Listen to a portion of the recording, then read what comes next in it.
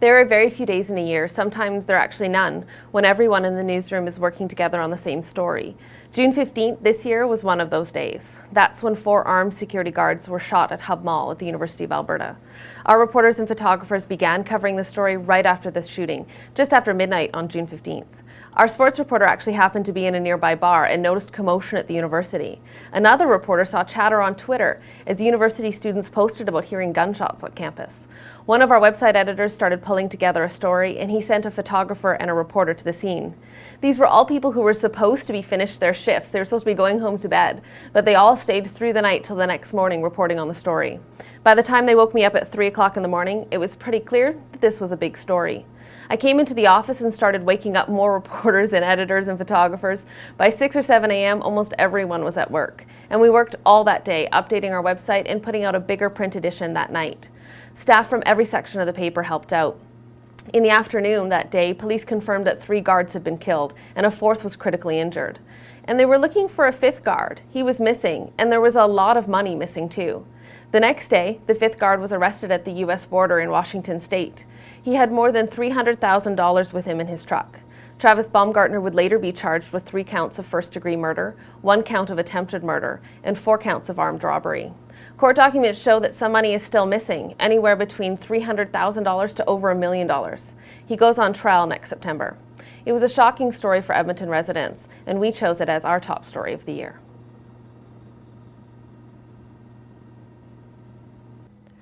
On the surface, it doesn't seem like the spring provincial election changed much of anything.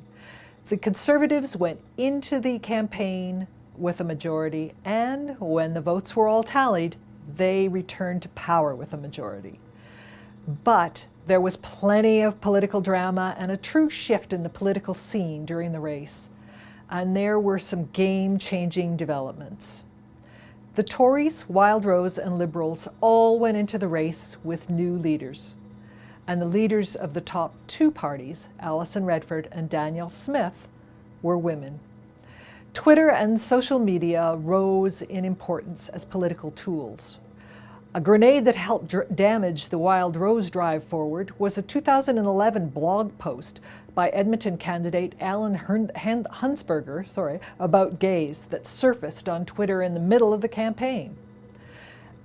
And the Alberta election also cast some doubt on the reliability of pollsters. Many polls, even close to the April 23rd vote, placed the Wildrose in the lead. When the dust settled, the Tories, renowned for their knack of reinventing themselves to stay in power, took 61 seats. That said, many of the individual constituency races were much closer than in previous years. The popular vote showed the Tories garnered 44% of the vote, the Wildrose 34%, and the Liberals and New Democrats each received 10%. The political scene had shifted to the right of the political spectrum. In future, every campaign volunteer will be advised to watch Twitter and watch what they say on it. And we might not set nearly as much stock in pollster predictions in future Alberta elections. So I'm a reporter, but I'm also a consumer, and I do most of the grocery shopping for my family. So for me, without question, one of the top stories of 2012 had to be the meat recall from XL Foods from their Lakeside packing facility in Brooks. I took note in mid-September when the Canadian Food Inspection Agency said, "We've got a recall of some ground beef products, about 26 from a few different stores." But then the recall kept getting bigger and bigger and bigger. And by mid-October, it was more than 2,000 products, and it wasn't just ground beef anymore, it was steaks, it was roasts, it was your pre-packaged meals. And it was all across Canada, into the United States. This meat went as far away as Puerto Rico. So this raised all kinds of questions for the local people in Brooks, Alberta, which operated, the 2,200 workers operated one of the largest meat packing facilities in Canada. It raised questions about the sustainability of their employment. When the Canadian Food Inspection Agency temporarily suspended the license of this place, it also raised questions for the cattle industry. What was going to happen to their products if there were fewer places that could do the slaughtering and the packaging that was needed to get it to market? And then, of course, extra importantly, it raised more questions about food safety in Canada. Because how could a facility that's federally inspected like this have E. coli tainted meat get out its doors, get to the United States border before it is picked up, and then wait for 2 more weeks until we get warnings about a potential contamination? So when people get sick, as it happened with this case, more than a dozen Canadians got sick from this. Thankfully, nobody died. It raised flags. And I think that is going to be another one of the consequences of this story, is that in 2013, we're going to keep asking questions about how our meat inspection plants are looked at and how is our food analyzed. And we're going to talk more about how dependent we are upon just a few places that process a lot of food that goes in a lot of different directions. Negotiations for a new downtown arena had more ups and downs than a roller coaster this year. In the spring, City Council approved the oil drop design and the basic schematics, and it looked like it was going to push ahead for a final agreement by the end of the year. People liked the design. People also hoped that the project would revitalize downtown and guarantee the Oilers' long-term future in Edmonton. But over the summer, the wheels fell off. The Cates Group was looking for changes that included a $6 million annual subsidy, but City Council balked. Oilers owner Daryl Cates and some of his executives visited Seattle to take in a football game, but on the same day that Seattle approved a new arena of its own, the move was widely seen as a veiled threat to move the team. Cates also didn't want to meet with Council to discuss his concerns about the tentative agreement worked out last year, because he said the two sides were too far apart. Council cut off negotiations. Things were stalled, but then just before Christmas, Cates Group executives visited the City Council, dropped the demand for the $6 million subsidy, and asked to have the negotiations restarted. Council agreed. The next update's due at the end of January. The Cates Group still hopes to get shovels in the ground by this spring. Hi, I'm Dave Cooper, a business reporter at the Journal. I think Canadians were given a bit of an education in pipelines during 2012. They've been out of sight for decades, quietly moving petroleum products across the US and Canada. But now they've become the latest target in a continuing battle over both the oil sands and native land rights. The difference is these new pipelines are exporting Alberta's bitumen, and some people want either to stop the expansion of the oil sands or fear oil spills. The pipeline companies were completely unprepared for the public response to their expansion projects and have tried to show that the lines are by far the safest way to move petroleum products. In 2013, the debate will get more heated with the National Energy Board's report on the Northern Gateway pipeline to Kitimat coming down late in the year. If the board approves the project, expect further delays as First Nations groups take to the courts.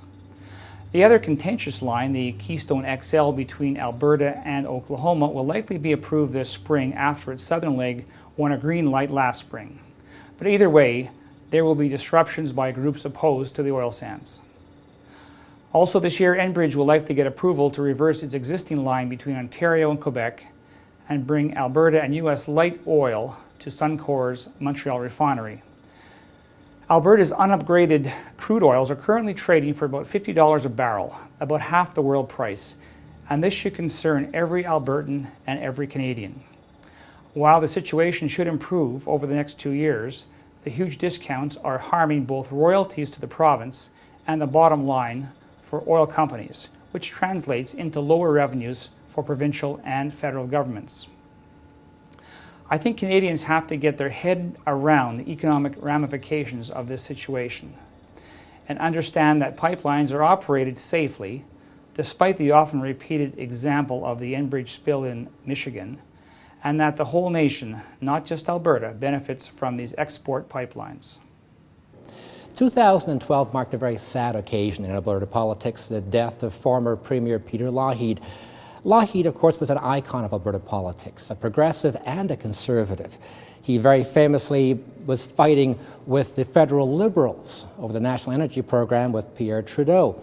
But he also did things that weren't normally done by conservatives. He raised royalty rates against oil companies, and they were furious with him. In 1972, he raised the rates, he stuck to his guns, and he began using that money to start the Heritage Savings Trust Fund as a way of saving money for future generations. He also began investing in the economy. He was thinking he had maybe 10 years worth of oil money coming in. He wanted to spark investment in Alberta. He began buying things like Pacific Western Airlines.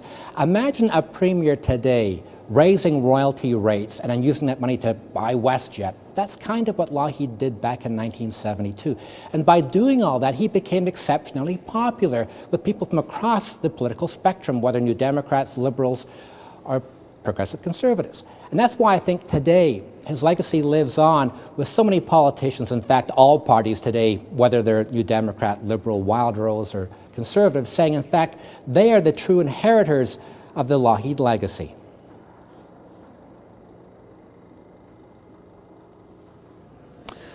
Lyndon Dorval is or was a teacher at Ross Shepherd High School here in Edmonton.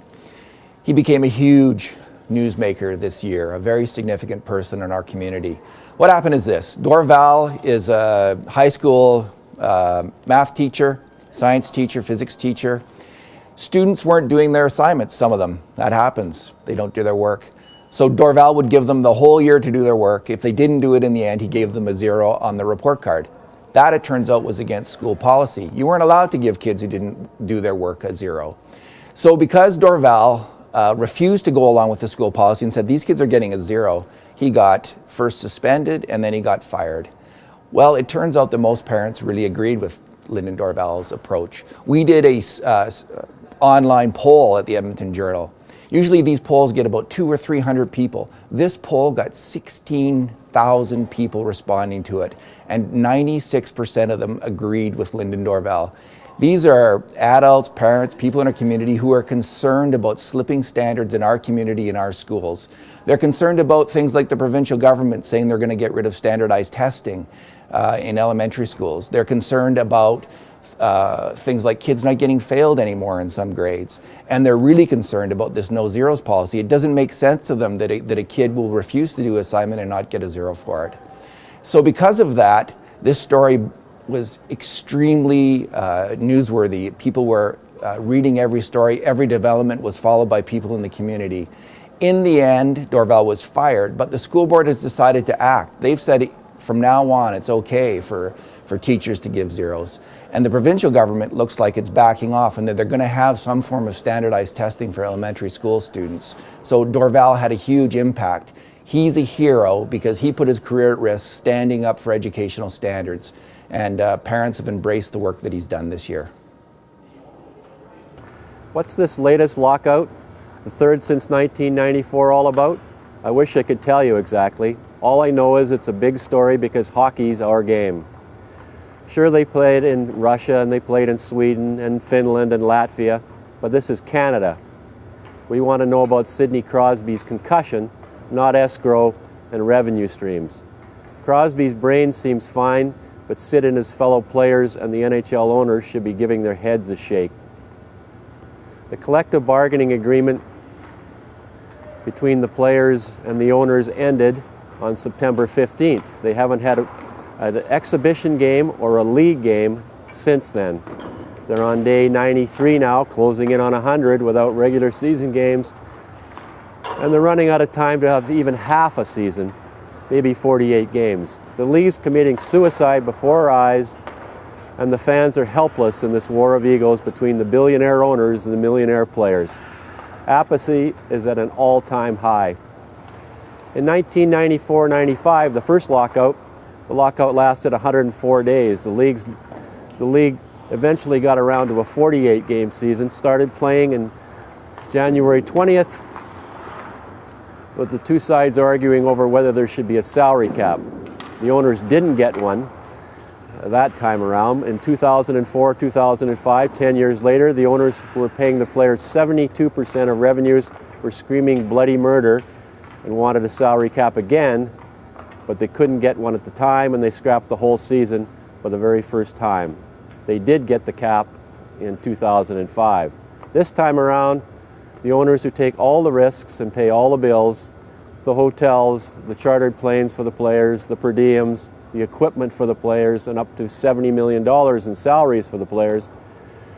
We're tired of paying 57% of revenue to the players, and they've managed to whittle that down to a 50-50 split. But now the players steadfastly refuse to bend on term limits for contracts. The owners want a 5-year max, the players want much longer.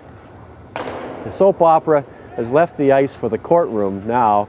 The owners have filed suit to declare their lockout legal. The players are voting. It'll almost surely be close to 100% on something called a disclaimer of interest, which will dissolve the players' union so the players will become independent contractors who can say the lockout is illegal, and they can sue the league for lost wages, which could be tripled in damages in an antitrust violation. Are you following all of this? I'm not really. I go to bars like most sports writers, but I've never been admitted to the bar. Honest, you need a law degree to figure this out. All I know is both sides have turned a thriving $3.3 billion business into a playground fight over who gets the sandbox and who gets the slide. Will we have NHL hockey this season? I remain the eternal optimist. I still think 39-year-old goalie Nikolai Habibulin has some game left in net for the Oilers.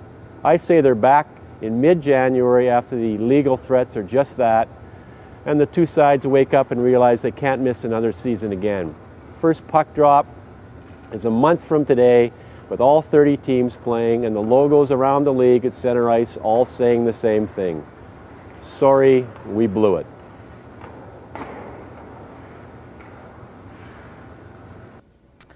"32 number one hits, 14 Grammy Awards, 3 wives, 5 children, 1 knighthood."